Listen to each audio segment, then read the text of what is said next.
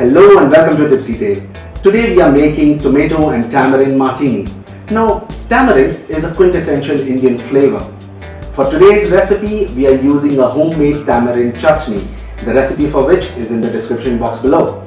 Now, if you don't wish to make it yourself at home, just buy any bottled tamarind paste from the market and add powdered sugar in the ratio of 1 part tamarind paste to 2 parts sugar and use this as an alternate. So let's start with this fun drink. First, we'll take 4 to 6 cherry tomatoes into a shaker tin. If you don't have cherry tomatoes, just take 4 to 6 large chunks of regular tomatoes. To this, add 4 teaspoons of tamarind chutney. Add 60 ml gin of your choice.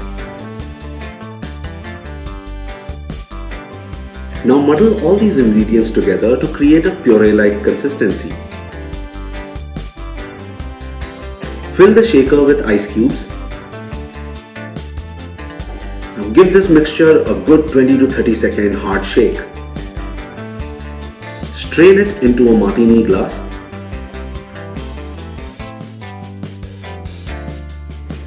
Garnish it with a fresh cherry tomato. Enjoy the tomato tamarind martini. Cheers!